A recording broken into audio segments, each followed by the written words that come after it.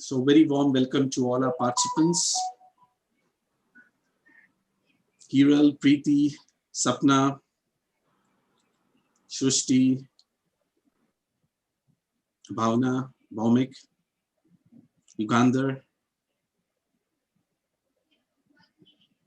Bhavik, Pranav, Tushar. Thank you so much for joining in today. Good afternoon, Sapna.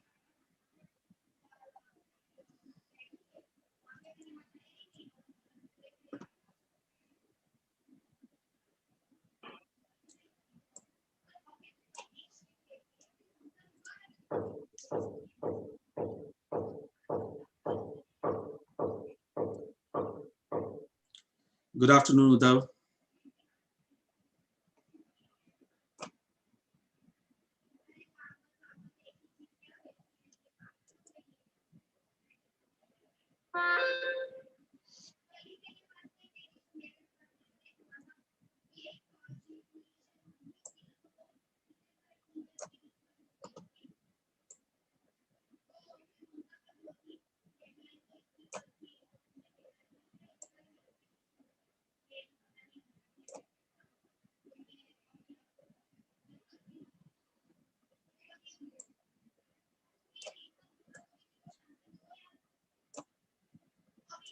Hi, Rajiv. Hi, Amit.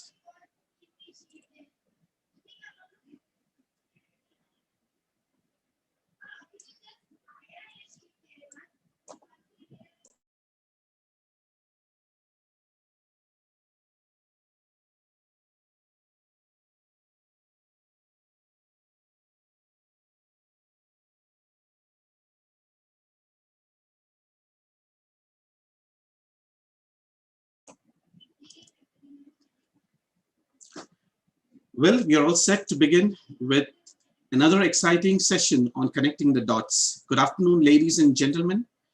A sportsman often talks about resiliency when they have bounced back from a defeat or a less than ideal training day. But resiliency is also sorely needed in the workplace, especially in these times of uncertainty, anxiety, and economic worries amid the pandemic. Workplaces are often ever changing and stressful, and the challenges they present can truly test a person's tenacity. Resiliency isn't quite the same as stress management. Stress management tends to be reactive. The damage control needed when a crisis hits, resiliency is more proactive, teaching people to build ability and skills so they have prepared for the next crisis and the ones thereafter. What is resilience? Are you and your workplace resilient enough?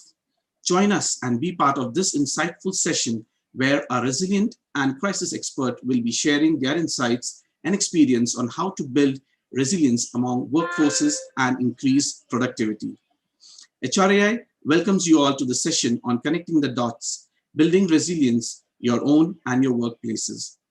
To know more about HRAI and its event, I would request all our participants to visit the link and details posted in the chat window. It would be great to have all the participants' feedback. We will be running a poll before the Q&A session. Request all the participants to kindly give your feedback on the session. I now take the privilege to introduce our esteemed panel members for our today's webinar. Ms. Vibhuti Sharma, Executive Coach and Leadership Facilitator, Coach Vibhuti. Vibhuti is a successful enabler, a highly engaging and sought out executive coach and global leadership facilitator with over 20 plus years of diverse industry exposure. Vibhuti has coached and trained over 5,000 individuals with over 100 diverse business organizations across Southeast Asia. Her work largely involves around emotional intelligence, executive presence, and women leadership development initiatives. Her professional acumen is enwined with varied artistic passions, well-being, and mindfulness interest to lead full life full circle. An invigorating creative environment instill values of perseverance, understanding emotions, authenticity, discipline, listening, attention to details, and continuous innovation, which are relative in all her professional and personal endeavors. All these enriching experience help her add value and impact people. Personally, it's her true ikigai in action. You can also follow her on LinkedIn. The link for the same have been shared in the chat window. Our next panel member, Ms. Evita Francis, AVP Business Resilience, Marsh Advisory, Middle East and North African region. Evita is an Assistant Vice President for Business Resilience in Marsh MENA region. She has 17 plus years of experience in advising and delivering programs in organizational resilience, building continuity, disaster recovery, information security, crisis management, enterprise risk, and business resilience. She has worked across different industries across regions. Some of the key industries that she has experience in are government, public entities, real estate, construction, financial, information technology, family business, hospitality, manufacturing, telecommunication, and oil and gas. She comes with certifications into risk management, quality management system, information security, certified Six Sigma belt, black belt, business continuity, certified lead auditor. You can follow her on LinkedIn. The link for the same has been shared in the chat window. Our next panel member, Ms. Harini Srinivasan, partner, Simcoe Style Institute, India.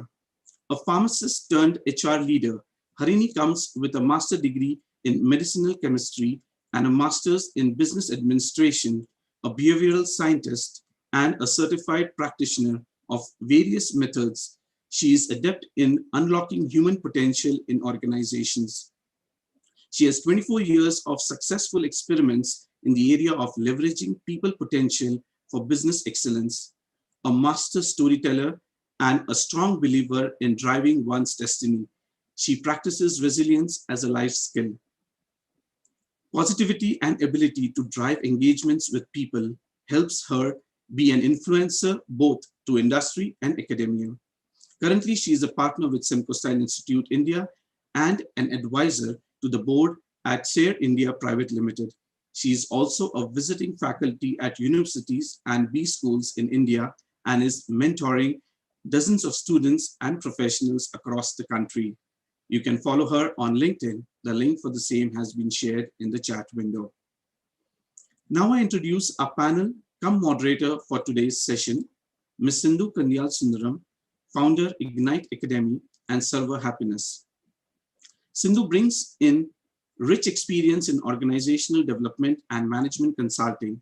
Her experience spans across retail, banking, and financial services, loyalty marketing, FMCG, IT services, agriculture, manufacturing, engineering, and many more.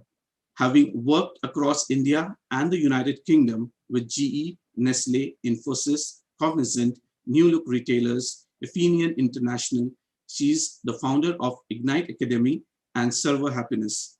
She helps organizations enable enhanced employee happiness levels as well as effectiveness. She has worked with global audiences and culture. She holds a postgraduate degree in marketing and information technology from SP Jain Institute of Management and Research, Mumbai. You can also follow her on LinkedIn.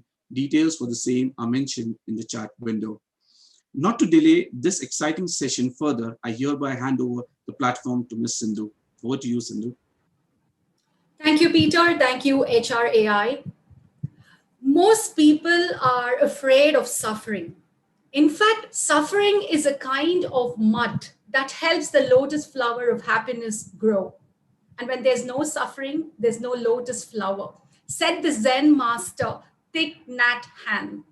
Over the past 12 months, irrespective of where we've been, irrespective of our creed, irrespective of our culture, irrespective of our diversity, our gender, irrespective of the size of organizations, irrespective of the region where we hail from, there has been one common thread that's bound us all. One common trait that has seeped through all of us consciously, subconsciously, unconsciously, for which we're all gathered here today, standing tall and talking about it. Resilience. That one trait which probably had meanings only in the dictionaries, or which probably had meanings only in years foretold. But today we're here to talk about the impact of resilience, the cause and effect of resilience across different ways, different workings, and into the ways of our life. So, coming into resilience, I would like to direct my first question to Vibhuti. Having dealt a lot from the emotional perspective, what, according to you, is resilience from an emotional perspective? I think you're on mute. Sindhu, you wanted this? Thanks. Yeah, to Vibhuti? Okay. Thanks for the question. I'd like to begin with this quote that I'm really inspired with around resilience, which is, the greatest glory in living lies not in never falling, but in rising every time we fall. And these were words of Nelson Mandela, and I think I'm quite intrigued and very, very inspired by these words. And you're right when you said that there is a lot of buzz about resilience recently. So from an emotional intelligence perspective, resilience is your ability to manage stressful situations or crises, and it's about having that ability to bounce back with even more amount of energy and more amount of drive. And I think most of us have seen it in the past almost about 12 months, personally, as well as we've seen global leaders like Jacinda Ardern and very many other leaders who've actually demonstrated resilient leadership. So resilience in the emotional context is all about connecting with your emotions, understanding what's really happening with you, and using that to your advantage. So getting your emotions to work for you rather than getting your emotions to work against you is what probably I would term it from the emotional perspective. I think that's a fantastic start when you said asking or making emotions work for you. I think that is a very deep and profound start. I'm going to come back to you to understand ways, means, and methodologies and how to make emotions work for you. But I'm going to move on to Evita. An organization is a culture, it's a conglomeration, I would say, of people from diverse cultures, mindsets, and attitudes. So, according to you, what is resilience from an organization perspective? If you look at resilience as an organization, I think it's how do you actually still continue to operate, be it across any disruptions, any sudden disruptions, how you prepare, you respond, you adapt to situations. And it's just not to survive, to continue operations, but also to prosper. If you see it, it's not about one individual or one department saying that, okay, this is my job as a resilience. As a HR, I may look at people resilience, but people resilience is not just for one department, it's the whole organization as perspective. So for each industry, each organization that we are part of, I think it's key to understand what resilience means in order for you to continue to operate effectively, to meet your stakeholders' requirements in a way. You still deliver, you still meet your vision and visions and values and objectives and targets, but you actually still keep in your integrity and the values that you drive, and you keep that in place. So you consistently deliver irrespective of different disruptions. The key is for all individuals, even as an individual and an organization perspective or department perspective, is looking forward to how you assess the situation. You're looking at horizontal analysis, scanning of the situation, and you be prepared for. And that's resilience. It's how you respond and adapt to situations. Beautifully put, Evita. I'm going to borrow that. So, when you talk about organizations, you're actually talking of a lot of people. You're talking of set policies, protocols, procedures. So, in a way, people who are spending about 10 to 14 hours are guided by the mindsets of people. There is a sort of it's contagious. Certain behaviors, mindsets are contagious. So my question to Harini is, so then what is resilience from the perspective of an employee? Before we get into employees, I think let's look at it from what it really means to to anybody, to people. I'm just drawing a few insights from what Vibhuti and Evita have brought out, and every employee is an individual. So to me, very simply put, I think if we keep the context of an organization out for a moment and look at any situation in a person's life, you're flying very high at an altitude, and suddenly you're being pushed out of that aircraft. It happens to people in the corporate world, right? Uh, you're swimming in the ocean, and suddenly you find yourself being forcibly drowned. It happens to people in the corporate world. Now, resilience here is not just the ability to continue to fly when you're being pushed off that peak. It's not just the ability to try and swim up when you're being drowned forcibly. But resilience to me is when you're being pushed off that peak, try to be someone else's parachute. When you look around, you could find other people too. Invariably, what happens is when you're asking yourself, why me? It kind of becomes a deterrent for resilience to surface. So try to find someone else and try and become that person's parachute, and you will not fall, you will fly. When you're being drowned, try to become someone else's anchor. You will not sink, you will survive. So to me, resilience is moving away from why me and trying to become someone else's anchor or parachute. May not be directly possible because it might not be possible for you to find out that person. But if you look around, at least you will be able to empathize with someone else who's in that situation and try and see if you can become that person's anchor or parachute. And that's where you will actually get resilience out of its hiding and come and help you. Now people can visualize my story in an organizational context and define what resilience means to an employee. Wow, fantastic, Harini. Thank you so much. I think looking at the responses that we've received to this question, HRAI audience and Peter, I think we're in for a treat.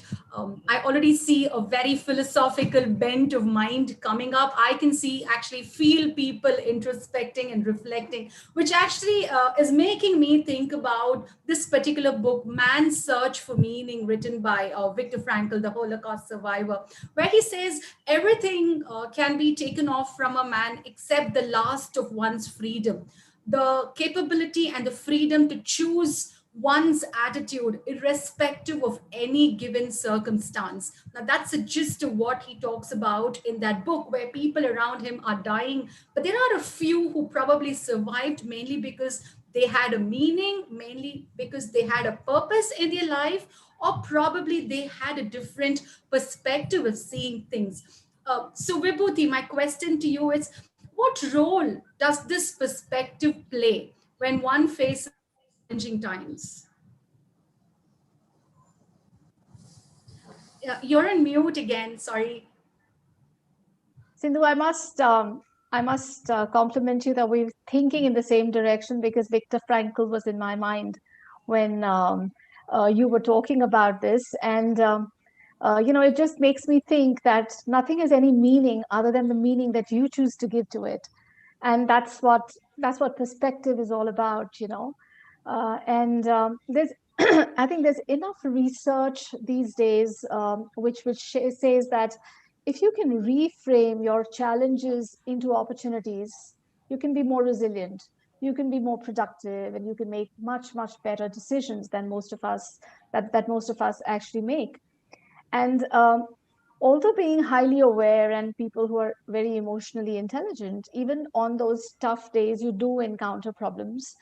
You do encounter setbacks, demanding clients, and so many other things. And in fact, the unpredictable pandemic, I mean, has been a great source of shifting perspectives for most of us.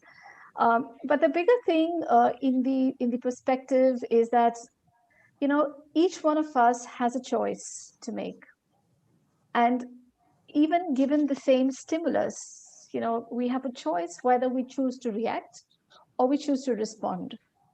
And when you choose to react to a situation, the outcomes that you get are far more different than what you would expect than when you choose to respond.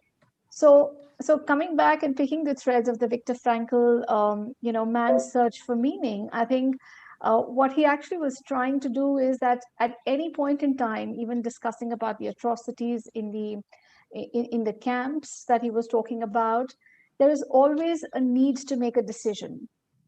And that decision is, how do I feel? Do I succumb to that pressure?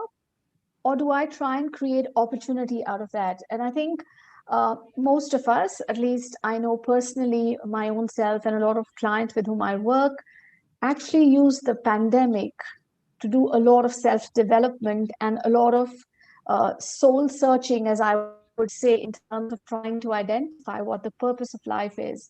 Rather than grappling with the pandemic hitting, which I'm sure all of us did in the first about 30, 40 days, I think all of us were hit pretty hard. But then, it was all about shifting perspectives at that point in time and trying to see how is it that I could make the most of it. And the ability to do that is all about learning to shift that perspective. And I think it comes a lot from a conscious effort to make that mindset shift. And it's all about that. I think emotional intelligence or being looking at optimistic things or being positive is all about making that shift. And I think that's my take on how is it that you could actually look at that perspective by just reframing the entire situation and making it work for you. Great, thank you, Vibhuti. So when you're talking about a shift in perspective for an individual, we're just working with one mind. And working with one mind is tough enough. I'm sure you must have experienced a lot of being a coach when you're making people change and look at different perspectives, literally drag them out of despair and asking them to see the shining light. But that happens with an individual. But again, like I said, an organization is a mix of different mindsets and different cultures. And it's going to be really difficult to practice resilience because people have their own degrees, their own metrics of resilience. So every time my question for you is, what effect does practicing these principles of resilience have on the effectiveness of an organization? So that's a good question for sure, because resilience is not just a word of definition or documented, but it's more of a practice that actually needs to be implemented, felt, and you can see the results of being resilience. Like Vibhuti had mentioned, you need to have a purpose. As an individual, you need to have a purpose, you need to have a goal to be resilient, have a meaning of it. For an organization, I think the first principle that we actually talk about is having this shared vision and a shared goal of what is my organization goal. I think it's a combination of all. It also looks into people aspects, a shared vision goal that you have at an organization, how you perceive it, both from different stakeholders' perspective, as an employee perspective, even as a leadership perspective. What such shared goals has to be clearly defined and communicated. And the way it's communicated, it's not about saying this is an organization, but it has to have a meaning to the employee across all levels, across all departments. They should understand the shared goal and vision. I think that's the first principle, I would say, of effectiveness of that you can see about resilience. The few other things that I think is critical, because you need to understand the few principles, the ground lines that needs to be set in place. I think obviously the second one would be the context. You need to know, even if you're a different department, be it an IT or be it in HR or be it in procurement, administration, you need to know what is my context of resilience. Understand it from your personal perspective. See what am I clear with my role? Am I clear with what tools I would need to achieve in order to achieve my tasks that have been given to me, even during disruptions? That clarity has to be clear in place. Two is communication. There's clear guidelines of how you communicate even during resilience. What's the expectation that you set up? The skills required. I think resilience skills is not that you need during COVID. I think all of us, many organizations would have realized that there's specific personal, civil skills that's needed in managing different crises, how you respond, even at the leadership level, be it the C-suite, be it the board, be it as an employee. There's certain civility and leadership skills and traits that's required. This investment and even across the workforce. That has to be done for resilience. One of the key principles, understanding diverse skill set that's needed for building resilience. And obviously you understand and acknowledge your risks. It's not about saying that, yes, we are prepared, but you need to have the awareness of the situation. You need to have a plan. If you talk about any organization, I think you have a couple of ones. Some of them are called high reliability organizations. They're more resilient because they have proper structures, they plan, they foresee, they are challenged. This leadership is very strong because the leadership is not about I way, I do things my way. It's about we way, and also getting challenged by employees saying that, okay, what are the assumptions, what are the risks, and be open to it.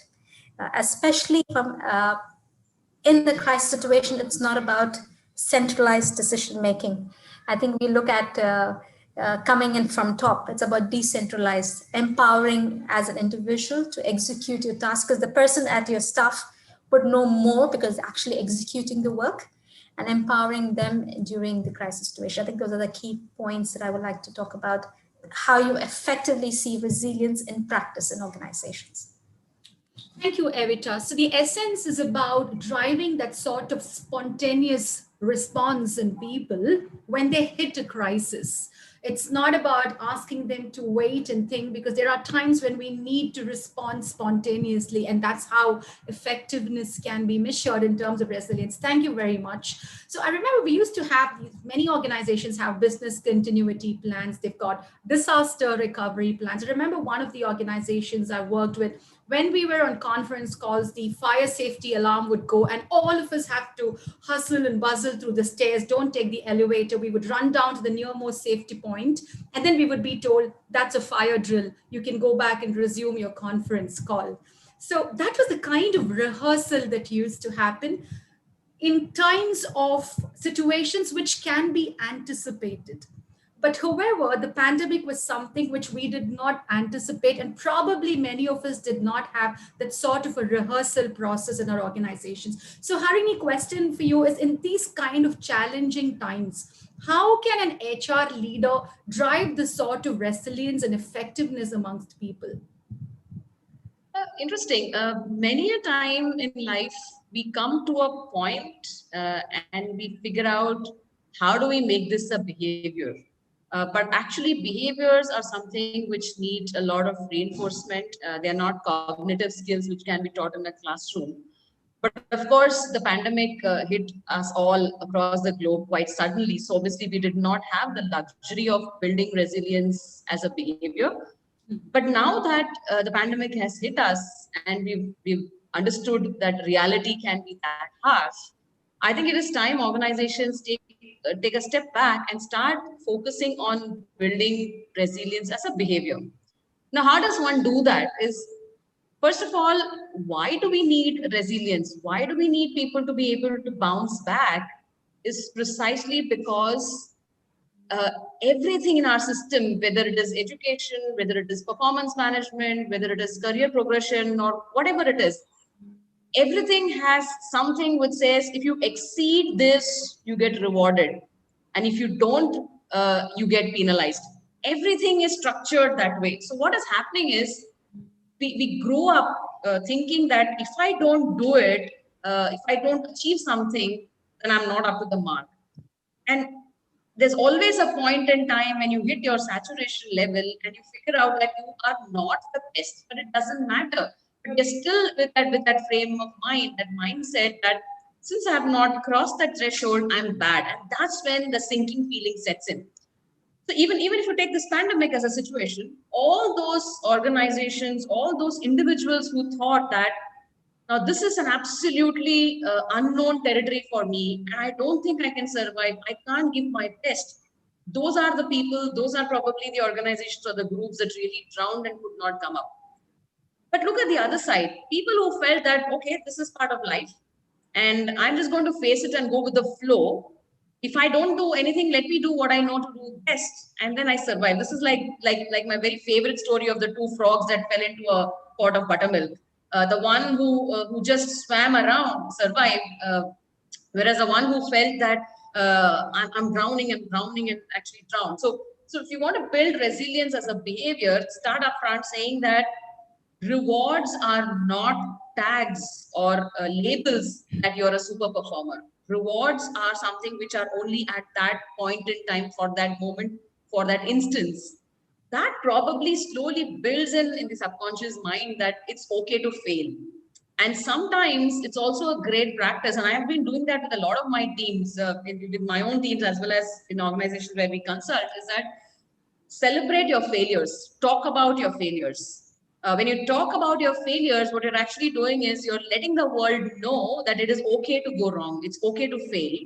And you're also telling yourself that there is a failure from which I have learned something. So in the process of a few failures and talking about a few failures, you notice that resilience is built as a behavior, it gets inculcated as a behavior. So again, putting this entire exercise in the context of behaviors in organizations to face crisis situations, I think talking about failures as a practice, celebrating failures, and slightly underplaying rewards of overachievement will kind of moderate people's approach towards success and failure. And that moderated approach will actually help them build resilience as a behavior. So when the time, God forbid, if another crisis hits us unawares, I think we'll already be there, ready to face it. Because a crisis is a failure. It's nature's failure to move things ahead, and we would take it in our stride. So I think it's all about learning to celebrate failures and moderate overachievement, kind of balance the two. Thank you, Harini. I was smiling all through when you said that because I was just about to say, so are you trying to say that we should celebrate failures? And you actually said that it was as if you were reading my mind. That's fantastic because going by what you say and going by my interpretation, it's that emotion of fear which lies deep within inside us, which probably pushes us to react rather than respond. Whereas when there is an environment which is cultivated, which acknowledges you as a human being, which is able to see your potential, which is able to see you beyond your failures, I think that opens up the human mind to absorb new learnings, specifically resilience.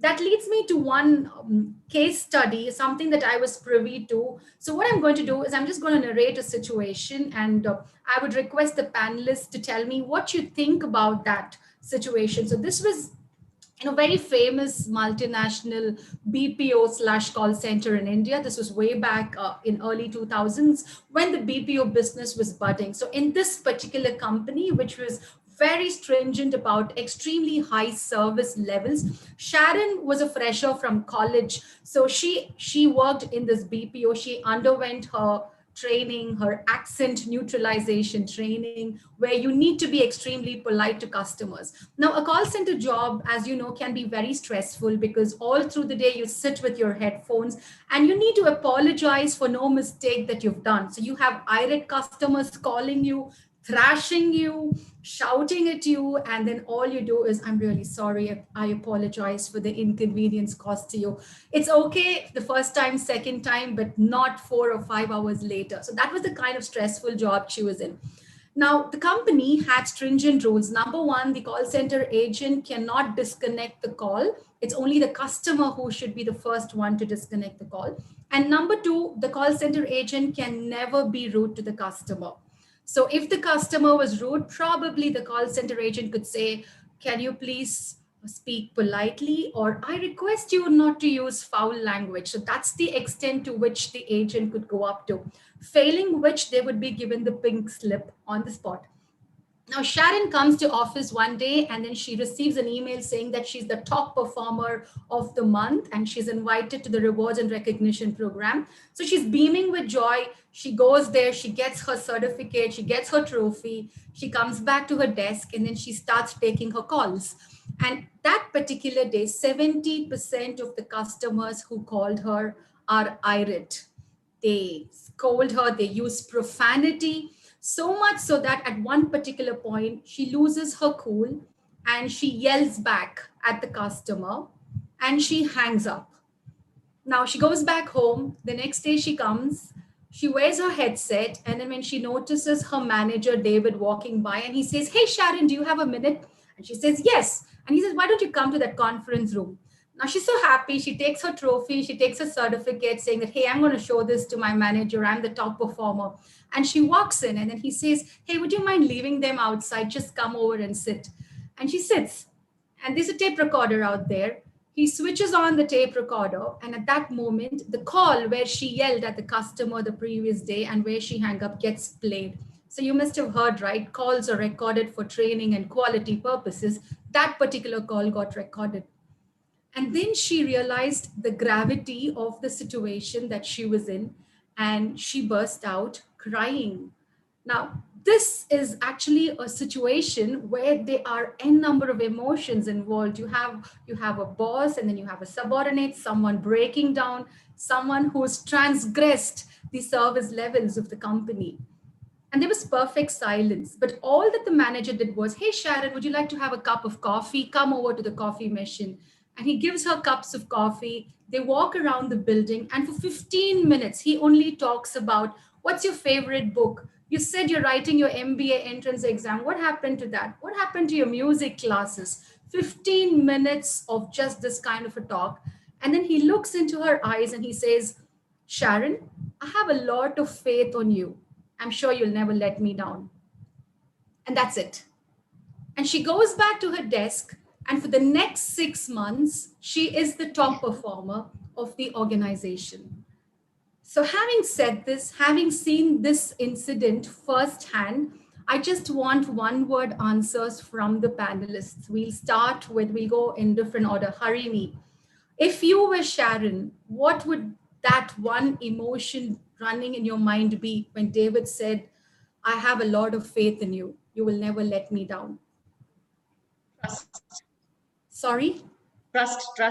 Trust. Fantastic. How about Evita? What would that one emotion be? Kindness. Okay. Beautiful. Vibhuti? Empathy. Fantastic. Again, what do you think David was doing, Harini, there? This will be a phrase. It can't be one word. So That's David fine, was yeah. So David was having an adult to adult conversation with Sharon, moving away from playing in a parent ego state and absolutely operating in an adult ego state, which actually brought her also to operate in an adult ego state and not play victim or defend herself or break down. So I think David was operating at an adult ego state. Fantastic. Thank you. What about you, Evita? What do you think David was doing there? David was empowered and trained to manage the situations because he knew this industry. As a manager, he would have known that, yes, there will be instances. And this is how the better would have strategies in place, saying that, okay, I need to be a little bit prepared of in case of this instance occur, how will I respond to? I think that empowerment, I would say, of David enabling himself to be prepared for response and know how to gauge the situation and respond accordingly. That training is required. And I think that's what I see in his maturity of response. Beautiful. Thank you. And Vibhuti, same question to you. I think what I feel is that's what I had talked earlier, and even adding on to what Harini talked about the games that people play. Basically, it's all about moving from a reactive to a responsive situation because, as I mentioned earlier, the same stimulus, two people could respond or react differently, and the outcomes would be absolutely very different. So I think what he was doing is he was working from his rational mind than his emotional mind. Because when you work from your emotional mind, then your emotions are raging high. But when you actually process them from your rational mind, you give yourself a little time to think in terms of what would be the long-term consequences. And he being a manager, and knowing the potential of his team member, I think he was looking at it from a long-term perspective as how is it that he could actually help his team member to look at the big picture by empowering and of course reassuring that. And I think probably somewhere a little bit of self-awareness, creating that self-awareness and showing that mirror which actually created that whole difference in her outperforming in the next quarter or going forward. I think it was all about that. Absolutely. I'm yeah, kudos to all your responses. And I think all this stemmed also from the fact that the power of the unspoken word here was more greater than the spoken word. If he had told her, you know what, you did this is a grave mistake. And in a way, he was injecting resilience into her in a very subtle manner, don't you think so? Instead of just having to say, you can do it, it was done in a very subtle manner. And though it was a very challenging time for her for the next 6 months to go and prove, I think she did it in a very commendable manner. So, Vibhuti, again, a question to you, taking cues from Sharon and David. In very tough and challenging times, can you give us some tips on how we could maintain our equilibrium? I think the first thing begins with self-awareness, and I think that is the foundation for any kind of response or staying in equilibrium. And that's in fact the foundation for emotional intelligence. Now, most of us display lot many emotions, but how many of us are really aware of the kind of emotions that we display? So not just being aware of what's really happening, it's also taking that awareness to the next level of being able to regulate and manage those emotions. So it's surprising sometimes that, we display, despite being very emotionally, saying that you're emotionally resilient or you're agile, despite that, there are situations where you actually lose it. And you break out into fits of anger and you create that kind of unpleasant environment. I think if one is able to identify with that emotion and connect with that emotion, not just on a cognitive level, but also at a physiological and a psychological level, I think that's where it actually begins. And only once you have that ability to connect with your emotions can you actually do something about it. Because many a times you don't even know that how you are reacting to situations. Just coming back to the story of David and Sharon, what really happens with most of us, I think David was pretty seasoned and he knew how to handle his team. But with most of us, I think we lose our fuses very fast. And what's really happening is that, we have a small little organ called the amygdala, which is sitting in the feeling brain. So this amygdala prevents any of your thoughts to get into a rational state of mind. So whenever there's an external stimulation, which is unpleasant, the amygdala suddenly, kind of flares up, and it causes something which is called the amygdala hijack, which actually gets you to react rather than respond. So the amygdala takes about 60 seconds to calm down.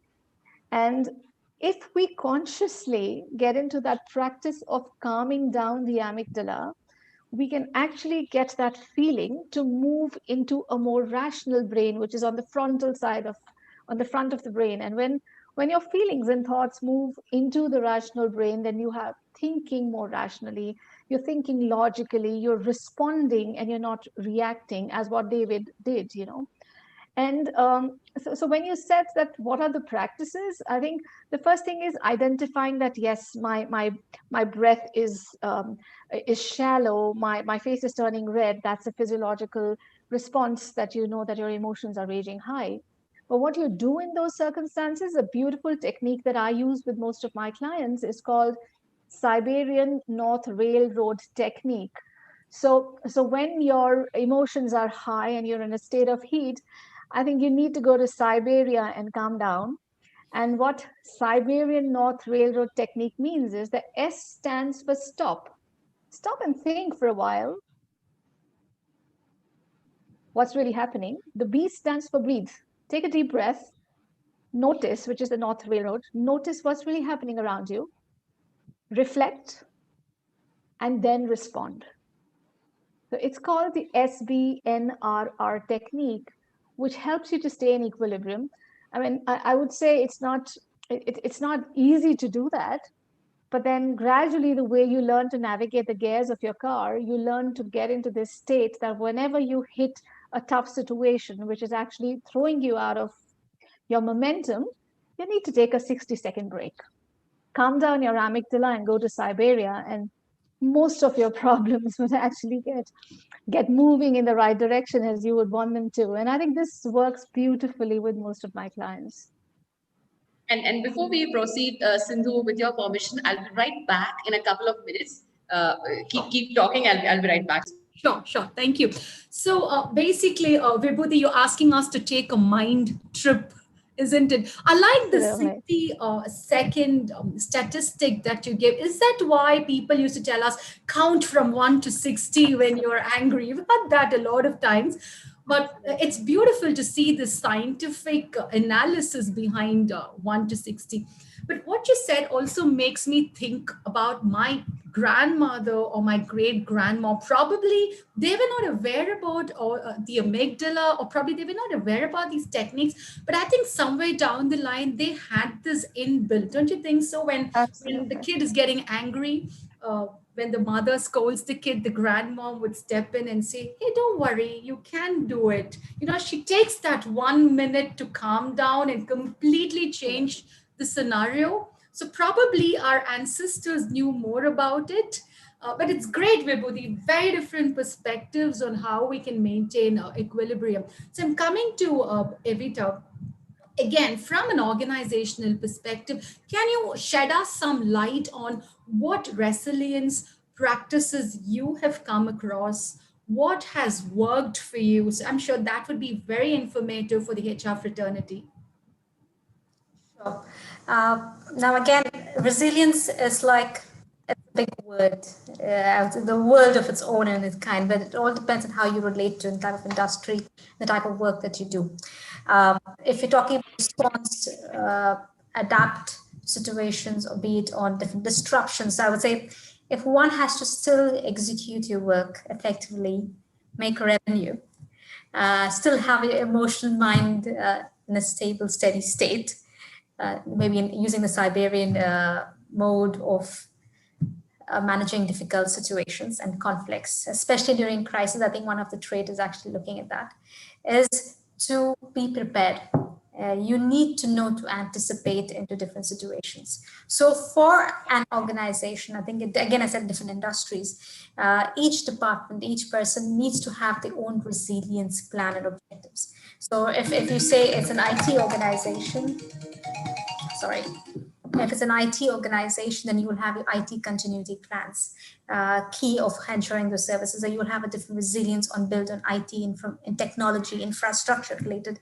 If it's a people-centric and obviously HR-centric organization of services, or even by default, HR is one of the key principles. I say there are 5 key principles for an organization to function, irrespective of which region, which industry, the scale of the operations. You will need to have your people. Without human, how much of automation happens, how much of technology, you need to have a human behind. So you need to have your people strategies, people resilience strategies in place. So you look into that aspect. If you need to have people, you obviously need to have an infrastructure, a building. Now, it's obviously either remote working, if you want to have a home-based offices, like I'm working from home because of the pandemic situation, or obviously the offices, the infrastructure building, where I would need to have my resources needs to set up, and what will be the resilient strategies of my facility, of my building. I'm talking at a very high level. That should be the key. And obviously, if your tools and your equipment, if you're using a specific tool and equipment, talking about infrastructure, talking about hardcore equipment and tools, you need to know what you need to do. If I don't have A, is there B, or is there C, or I have to do a workaround in it. So those are, I think, the very, then your third parties. Organizations may not survive in silos. So you will have dependencies on other third parties to either provide you information from your suppliers, your customers, your, I would say, any government entities, any bodies that actually you need to get advice from, or you need to provide them the services, your third parties. So you need to have your strategies at the very high level. Or how do I manage those different strategies in place? And obviously my documents. What do I need? What information I need? And that information, where do I get that information from? So if you talk about any organization, these 5 principles that they would need, but obviously each department looks at their own. So IT will look at IT service continuity. People will look at people resilience, having cross training as one of the options, succession planning, clear roles and response. I'm talking HR perspective, clear roles and responsibility defined. I know my critical task that needs to be done as an individual. It's clearly defined and communicated. And I know who do I need to connect with, irrespective of a steady state or in a crisis situation. I think that's key for them to, for any organization to look at different resilience strategies in general. But over holistically, I think if you look at any Google research in a way, they will talk about crisis management, business continuity, emergency management, people resilience strategies, training strategies, emotional intelligence, using different tools like artificial intelligence, next gen tools in order to bring resilience. It all depends upon the common purpose and goal as an organization that you're trying to achieve, and having these 5 high-level strategies at the organization on these 5 ground foundations. Great, Evita. So that basically also calls for a sort of training under all these 5 different strategies, probably different intensities, different degrees of training, different modes and methodologies of training, not necessarily a session or coaching. It could be something that can be infused as a part of the culture as well. That reminds me, I go cycling about 4 or 5 days a week. And there are some times when I go up the incline and I have this app and I measure myself. I remember the first time I was doing it after a very long time. And I said, okay, a kilometer takes me so many minutes. And then 2 weeks down the line, I go and measure myself. And I said, oh, wow, I've done it in less than 3 minutes. And these days, I don't even bother to look at it because I know how many minutes I'm taking to cover 10 kilometers. So Harini, a question for you is, are there this sort of matrices to measure how resilient an organization is, and what kind of indices are leaders using these days? You're on mute, Harini. Yeah, that's a background noise. Yeah, so very simply put, the best way to measure resilience or to find out are we an organization that is practicing resilience is to count how many times people are really playing victim. For example, what if your organization does not need a grievance committee at all? What if the grievance committee has become redundant and you don't need them? Then you're a resilient organization. I've been in organizations where we came to a stage where we said we don't need the grievance committee because it is such a self-driven organization. The teams are so self-driven that if there is a problem, they find the solutions from themselves and they don't need to go to anybody with the problem. So the very fact that the grievance committee was not really having to meet and they had nothing to report quarter on quarter was a measure of the resilience of the organization. Another way to measure resilience is once you're done with your performance review exercise, you're done with your salary increase exercise, how is the mood or morale of those who have not got grade increases? Now, if your processes are so transparent and so robust and so fair, by transparent, I mean, even if the methodology is transparent, if there is fairness, if there is a perception of fairness, you'll find over a period of time, the number of grievances or the number of conversations that happen post the salary revision exercise will come down.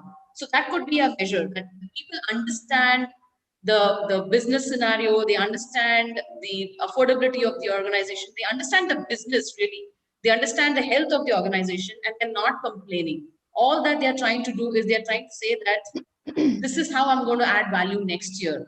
This is a way in which resilience can be measured in terms of how people are aligned to the business goals. Are they complaining, or are they saying that we will roll up our sleeves and steer the boat along with you? So that's one way to, that's another way to measure resilience. Another very interesting way to measure resilience is, I think, in some way, even an absenteeism trend also could be used to measure resilience, because if absenteeism repeatedly happens on Monday mornings, it means people are not ready to face work on Monday. The moment you start getting a feeling of TGIM, thank God it's Monday, you know that your resilience quotient is very high because people are ready to come to the office and face anything that would be thrown at them. So there are several of these behavioral aspects which kind of look subjective, but you can convert them to objective scores or measures, which will actually give you the resilience quotient in organizations. It's very insightful, Harini. As you were saying, I was thinking that so probably resilience has a huge impact on the drive of an individual. It probably has a huge impact on the initiatives that employees themselves take. It has a huge impact on the morale, energy, enthusiasm levels. Probably also in the sense of belonging that an employee has with his or her organization. When you said, thank God it's Monday, it's about the fact that the employee really feels that I belong to this organization and I love to go there on Mondays, irrespective of whether there's a challenge or not. Brilliant. Thank you. So, coming to Vibhuti, you spoke about that Siberian method. I'm still envisioning all the snow around me, though it's quite hot back here in Coimbatore. Uh, but yes, I can imagine the snow and that mind trip. But apart from that, when you do this technique, yes, it slows us down a little bit, especially in terms of our heartbeat and our temper. But can you also shed some light on any other personal practices that you take so that you remain productive and resourceful almost at all times? Yeah, so that's a big ask, Sindhu, but I will try taking that because I think however emotionally aware you are, you kind of tend to lose it uh, in some situations. However, what I've learned is that there's no one technique which fits or suits everybody. So I've actually figured out a couple of things which have really worked well for me and some of my clients with whom I work. And the first thing that I practice that I do is a lot of expressive writing.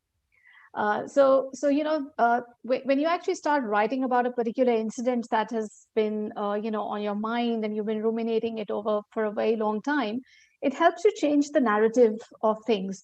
And it gets you to look at things from that perspective, So if you can make a practice of writing for about 20 minutes about something that's been bothering you, you'll actually start seeing different perspectives of things and you get far more deeper insight. So that really works fantastic for me. And I've seen it even in the most toughest situations. It helps me actually, it's more of a catharsis method to, release your emotions.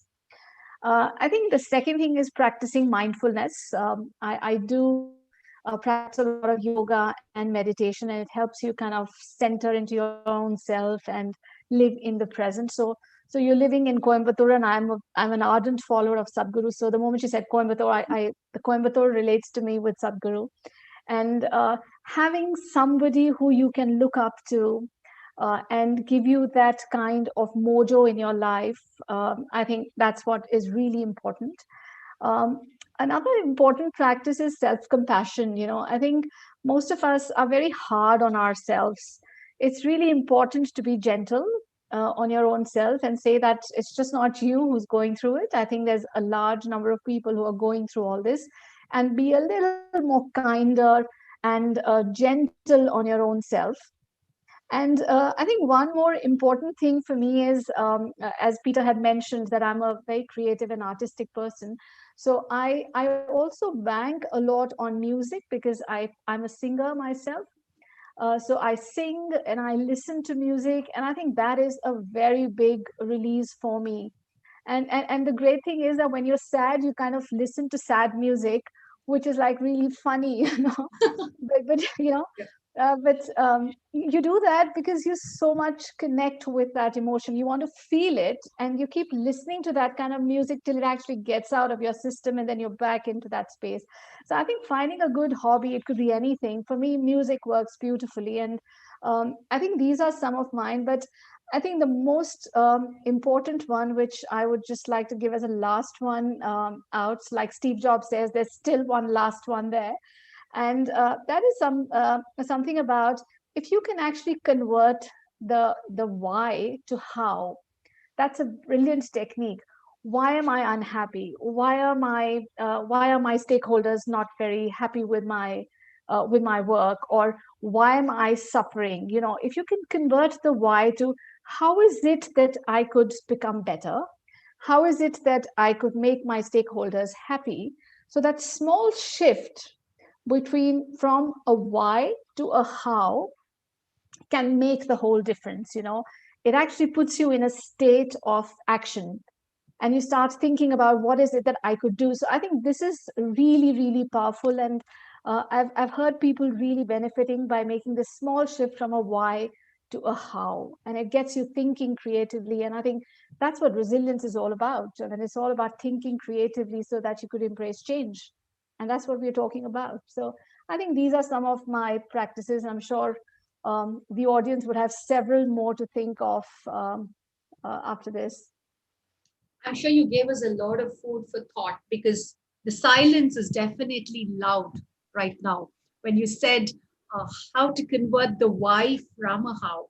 Very, very deep and profound. I'm sure all of us are thinking about how deep and intense that particular technique is. It's definitely a shift in mindset, and definitely would lead to a shift in the way we are feeling at that moment, because resilience is also about how do we shift our feelings from despair to determination. I just made it up now, by the way.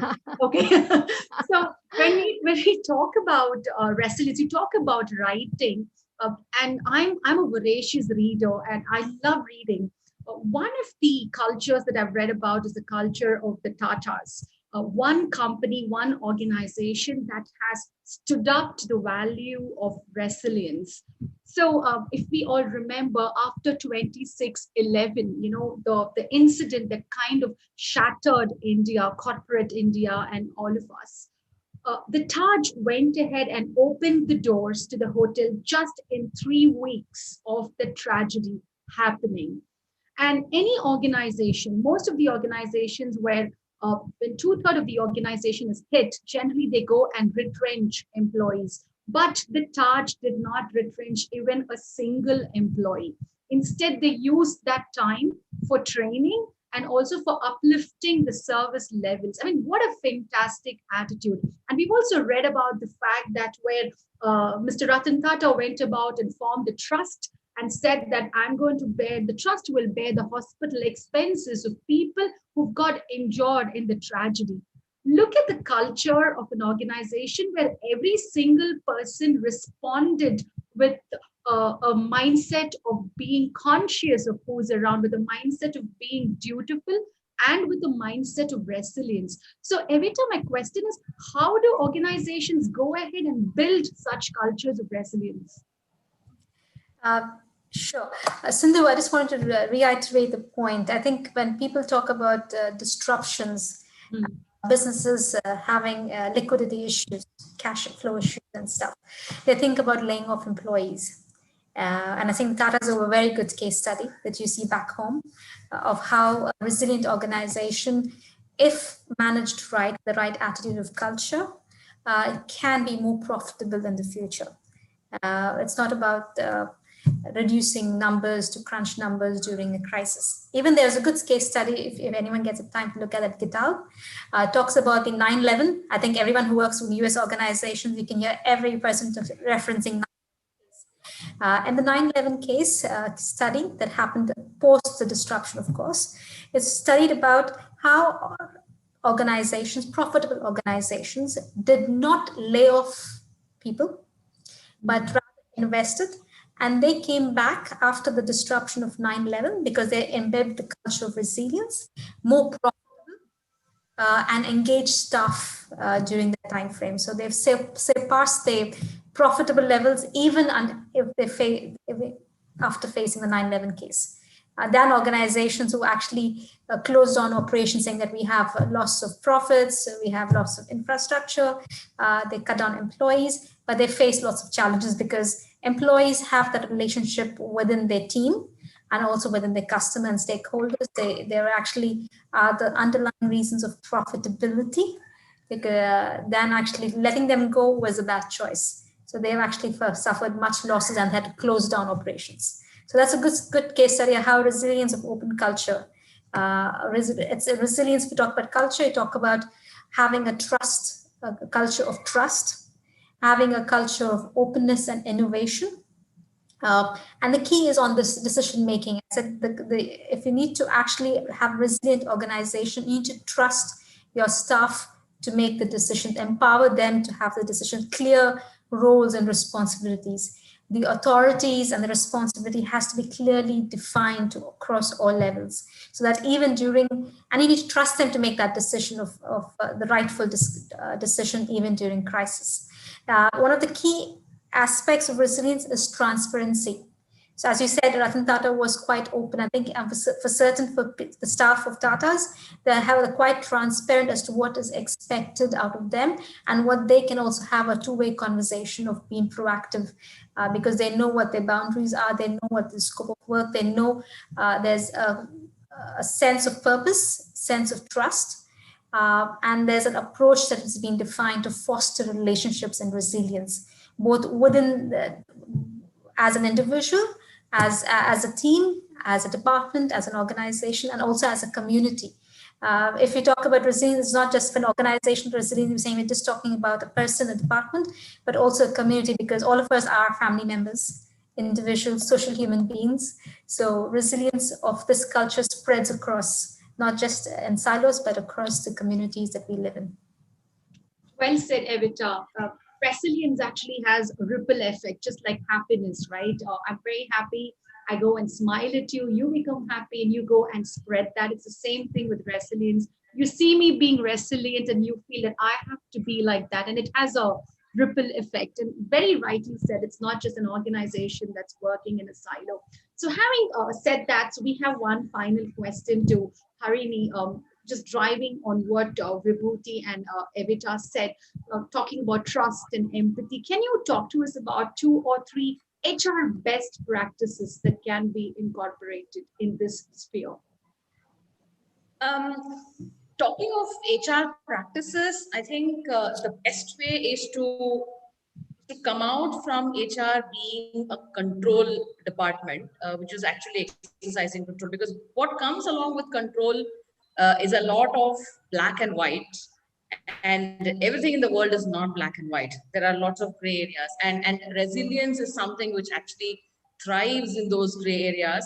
And the moment we take a step back and say that everything is not driven by policies and a lot of it is driven by you yourself, if that's the kind of culture that HR puts in place, in other words, busting bureaucracy is something which can be a very strong people practice.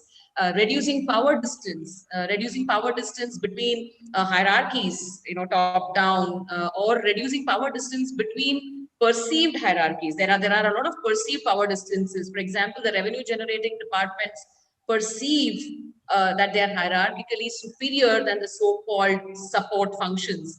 So if there are processes which kind of level all of these, break these perceptions, bust bureaucracy, whether it is vertical or horizontal, if the processes are built around trust and transparency, I think that's where people will have a lot of confidence on themselves to be able to face any situation. For example, if you have a very, very strong constrained attendance policy which says 3 days consecutively, if you come a minute late, you lose half a day. This was an age-old traditional policy which came at the time of the Factories Act. But today, when people are having to travel much longer distances than in the past, that was irrelevant.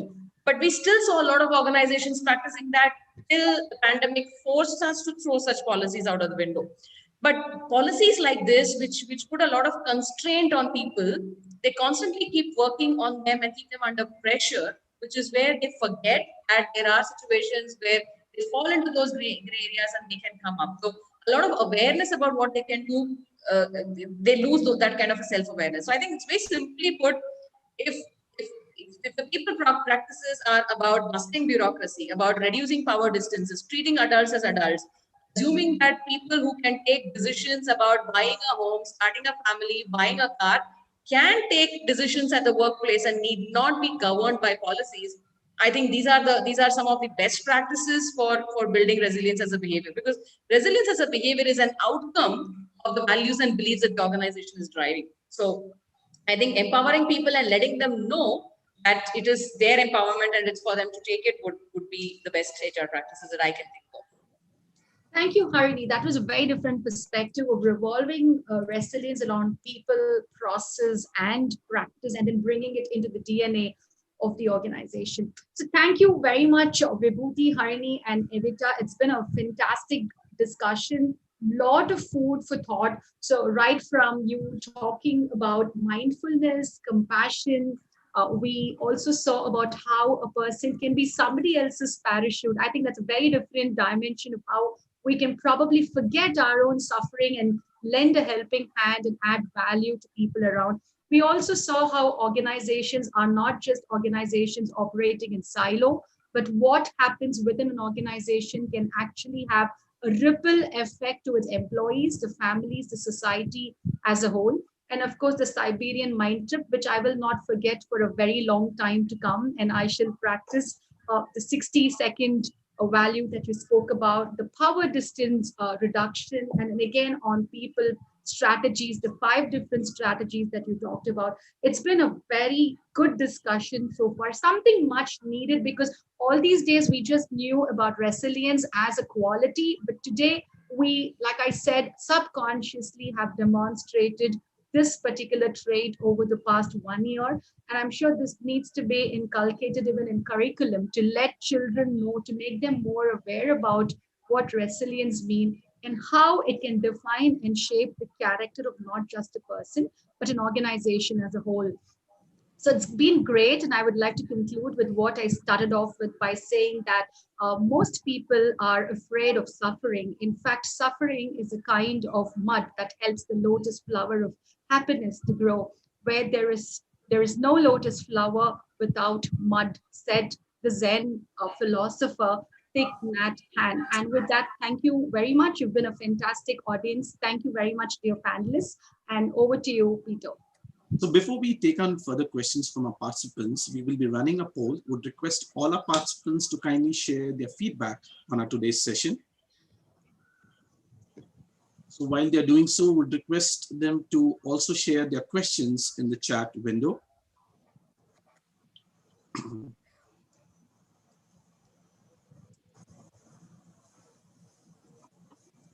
Sindhu, I've shared a few questions that have come from our participants with you. Okay, I'll have a look. Do we have time to take in questions, Peter? We have a couple of minutes, so we can take 1 to 2 questions, and the rest we will have them answered via email. Okay. So we can go ahead with that. Okay, so I'll just put this as an open question. Any of the panelists can choose to answer this question. So this question is from Mr. Sudhir. How can one tackle internal conflicts between team members at the workplace? If I talk about I'm talking about organization perspective, and this is one of the strategies of people strategies, an organization has to have a plan or to train their staff on how to manage conflict management. We do conflicts every day. You'll have conflicts at home, conflict at the workplace, conflicts even when you go for shopping at the supermarkets. How do you manage conflicts needs to be looked at the context. The key is you need to be very clearly set the roles and responsibilities. Conflicts happen when there is unclearness of what is expected out of me. If you actually set the clear roles and responsibilities with the individual, I'm talking about conflict of work responsibilities, conflict of maybe of information sharing, not knowing the status, and having that clear process of sharing information, the need of information, you need to know what is expected out of you, what inputs I need, what outputs I need to give out as an individual or as a process has to be clearly defined. And that's when HR plays that particular role. Third is obviously the skill set. So if a particular role or a particular department manages conflicts as a process and a practice of you actually looking at disputes, you're looking at conflicts, you're looking at you need to have a clearly defined process. And an organization is it needs to be not just documented, but also practiced on a regular format. Yes. And just to add to it, if you really find yourself in a conflict situation and you have not had the time to develop those skills, like what Evita is saying, I think one piece of advice that I can give is look at conflicts, address them, and approach them with a solutions mindset and not a victim mindset. Don't go back and look at why this conflict happened. Try to look forward and see what's the solution and where are we heading. I think a very change of that approach will help you take a step forward towards conflict resolution. Because the developing that skill could be a long-term process, but if you are in a conflict, look forward and build a solutions mindset. I'm thinking about Vibhuti's answer. How peace. Yeah, How do exactly. I resolve, and how can I be a parachute of Harini's answer? How can I parachute to support what's expected for a solution? Yes, Vibhuti, go ahead. I was just having a different perspective. I feel conflict can be very constructive because if there's no conflict, there's no innovation.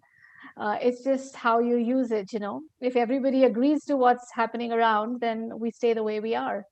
So sometimes it's good to challenge the status quo and have a conflict, but be very clear about what are the outcomes that you're expecting and how would your relationships be post the conflict, because it's all about the problem or the issue, and it's not about the people. So if one is able to be mindful of separating the issue from the people, I think conflicts can be navigated in a very constructive manner for new things to flourish and happen. So that's my thought on conflict. Fantastic. It's always good to have different perspectives, isn't it?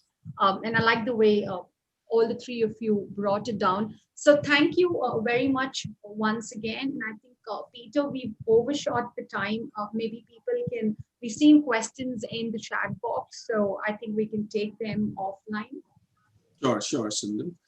So thank you so much, Sindhu, for taking us through this wonderful, enlightening journey on how one can imbibe resilience as a behavior. Thank you, dear panel members, Ms. Vibhuti, Ms. Evita, and Ms. Harini for sharing your beautiful insights and knowledge. Having yourself and your organization resilient is a key to success. Beautifully put across by one of the panel members, celebrating failure will help you develop your path to success. To all those who wish to share and learn, you can also access the recordings of our today's session on a YouTube link shared in the chat window. Before we conclude with our today's session, we would also want to thank all the association members, Asia, NASCOM COE, Gliptalk, Talgro, TLE, LinkedIn Local, and Ahmedabad for supporting HRAI events. To know more about the association, request you to kindly visit the links provided in the chat window. Do join us for our next event, a masterclass series, where we have 5 masters all set to share their knowledge, beginning from the 22nd of February 2021 at 3 p.m. Indian Standard Time by Kirti Yadav on the topic 3 ways to distress yourself with healthy living. Request you all to kindly register for this event at the link mentioned in the chat window. Also, do join the Dialogue 2021 WhatsApp chat group through the invite link shared in the chat window. That's it from us today. See you soon. Stay safe. Take care, and bye for now. Thank you. Thank you, everyone. Bye-bye. Thank you. Bye.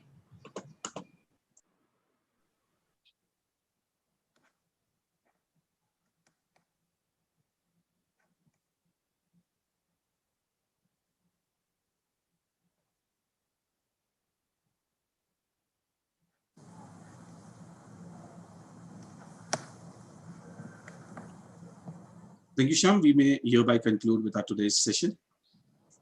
Sure. Thank you, Peter. Thank you all panel members. Thank you. Thank you. Thank you.